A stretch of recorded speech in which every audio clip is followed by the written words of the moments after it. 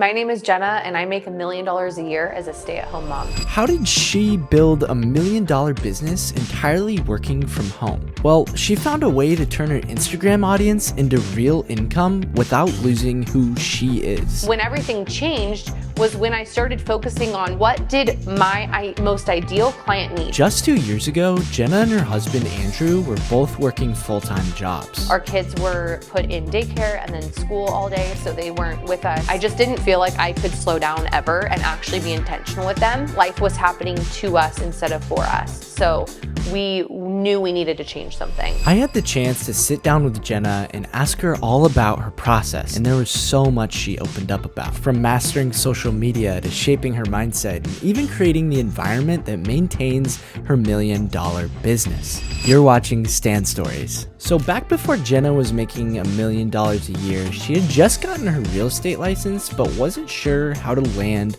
clients. All the people around me are telling me, you gotta go door knock, you gotta host all these open houses, you need to call these people every single day. And I thought, how am I gonna go and do all these things when I have 2 under 2 at home? But I still was just determined to find a way to get business without having to leave my house. And everyone told me you're crazy, and specifically one lady who was very well known in the community. She looked me straight in the eyes and she said, do not waste your time on a silly app like Instagram. People don't make those kinds of buying decisions on an app like this. Well, she just doesn't get it. I'm gonna prove her wrong.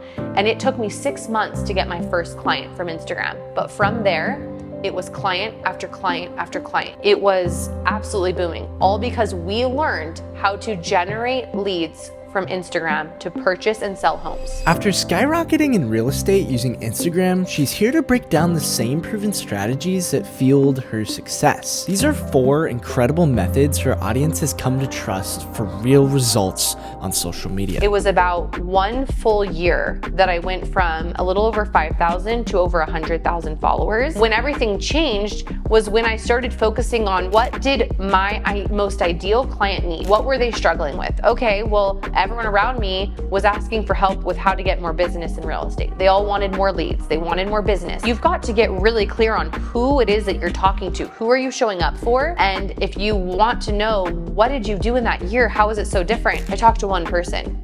In the past, I talked to anyone and everyone. And so after that, like I said, grew exponentially that year. Creating content for one specific type of person is a sure way to build an audience on social media. But there's one problem. How do you make sure those people actually see your videos? Well, here's the crazy part. The answer is so simple. How do we get someone's attention? I have a good analogy. People are driving past your posts like 60 miles an hour.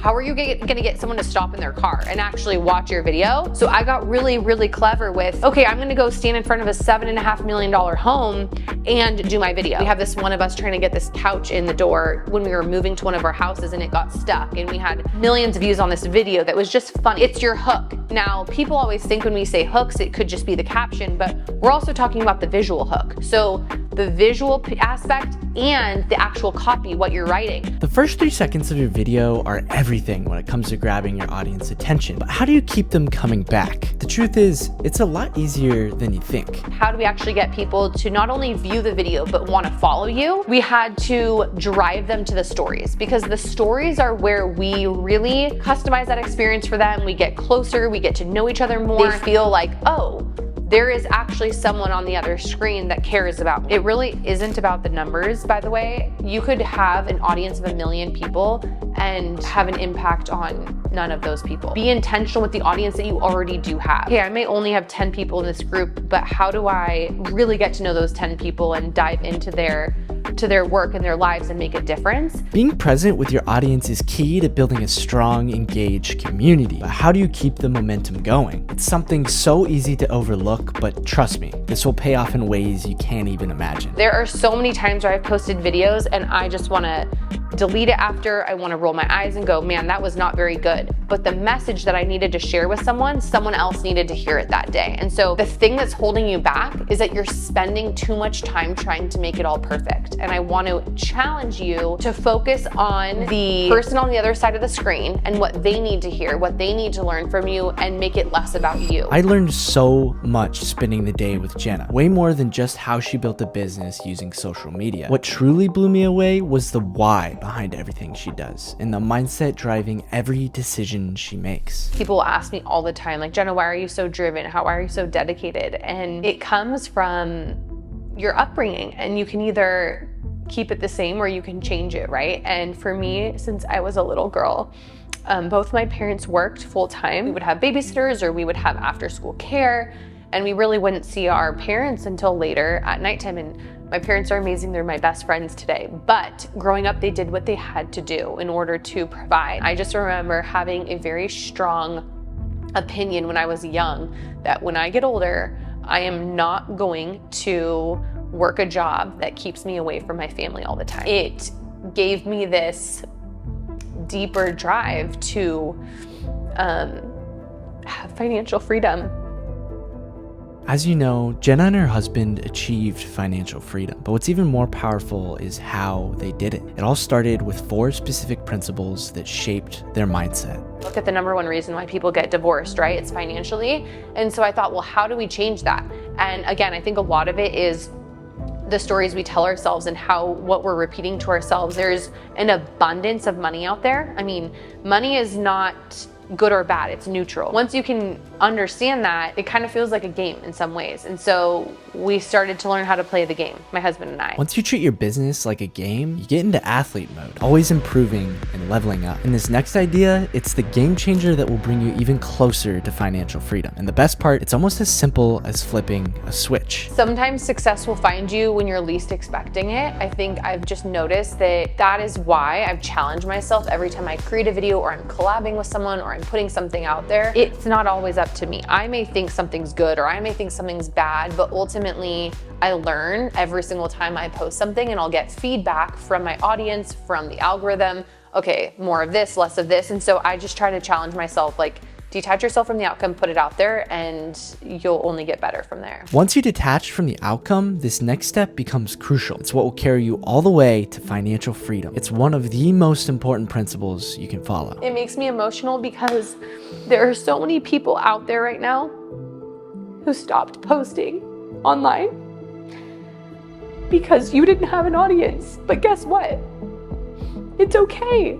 I didn't have one either. The only difference between me and someone else is that I was consistent, because I believe that what I have to offer is gonna help someone else's life. And the audience will come if you don't stop. If you refuse to give up, success is inevitable. But here's the kicker. The 4th and final principle is something everyone wants, and it will be a roadmap to financial freedom, keeping you focused and driven. Our life looks so different than it did even just a couple years ago. As of about 8 months ago, he stopped working traditionally. He still will do some fun things for friends and family around the house, but he doesn't have to go to work anymore if he doesn't want to. It's been a huge gift to see my husband, my kid's dad, be a part of their life every single day. And it's such a beautiful thing to be in control of your time versus your time and your work controlling you and what you do. I did hit all of these goals that I wanted to achieve. Like, we wanted a dream car, we wanted the dream house, we wanted certain toys and all these things, and we checked all those boxes, and this isn't as fulfilling as we thought it would be. We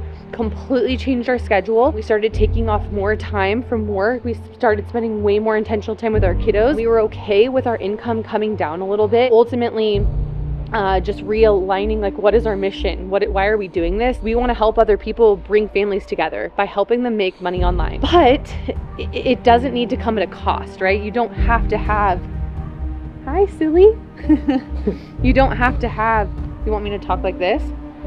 You don't have to have all the nice things, yeah? Get ready, because what Jenna's about to share could change everything for you. This has been the tool to unlocking huge financial success online, and it might be the breakthrough you've been waiting for. My profit margins are really the credit card processing fee, and that's it. So we're looking at about 97% profit margins. I remember logging into Stan and thinking, oh my gosh, not only is this collecting my payments, I can send follow-up emails to them. It's saving everything in one place, and it just made it so streamlined for me. I recommend Stan to all of my students, both in real estate and non-real estate. We've had inspiration photos of this house on vision boards for years, and we've been praying over this home and what it would look like for years, and just to see it come to life This home would not have been possible to build without Stan. Inside this home is where Jenna runs her business, which brings us to this last section, creating your environment. We're gonna break this down into two simple parts that will transform how you live and work. I know how much your environment plays a role in how you perform and how you show up, how you love your family, how you work. So your spaces are so important. So if you don't have a window and you need to bring in artificial light, you've got to have good lighting. That's one of the most important things. So if you can have good lighting, and then second would be sound. If you're in a place where your kids are running around or there's distraction, try to get yourself away from that. So this could be a closet. I've had students who create entire courses in their master closet or in a bedroom. I am big on thoughts, and as things come to me, I'm really big on whiteboards. I want to have a place where I can jot things down quickly. I can write stuff down as it comes to me. So having some place to write or express what's going on in your head is really important as well. Some people use notebooks, which is great too. Your physical environment is critical to building a successful life and business, but there's one last piece of it that most people completely overlook. So much of our success starts right here. What do you believe? And do you believe that you are capable of achieving it? And if you don't, it's probably gonna stop you from taking action. I encourage you to find even just one person that believes or sees your vision. And typically this person is going to be someone who has accomplished what you want to accomplish. Who you surround yourself with matters. If you continue to surround yourself with that type of person, you will start to believe what they're telling you. You need to start adding in 1 or 2 or 3 people who are mentoring you, who are pushing you, who are a champion for you, who are cheerleading for you. Because if you don't have anyone like that in your life, you're gonna start going backwards. And I know this by personal experience. Your community can propel you further than you'd ever imagine, so it's essential you make it a priority. And before we wrap up, Jenna has one last encouraging insight to share. A piece of encouragement that I would give to a stay-at-home mom out there who is looking to make a change. She wants to use her passions and turn them into a bigger impact for people and monetize them. I would say download a stan.store, put it out there, start taking the steps, and they can be baby steps, but give yourself permission to take action and fail, because that is the only way that we get better. And so I would encourage you, look at all the different things in your life and think about what it is that people ask you the most questions about. Where do you feel the most lit up about? Where could you stay up all night talking about when someone asks you a question? What lights you up? And when something comes to mind, pay attention to that, lean into it. I would just encourage you to put yourself out there.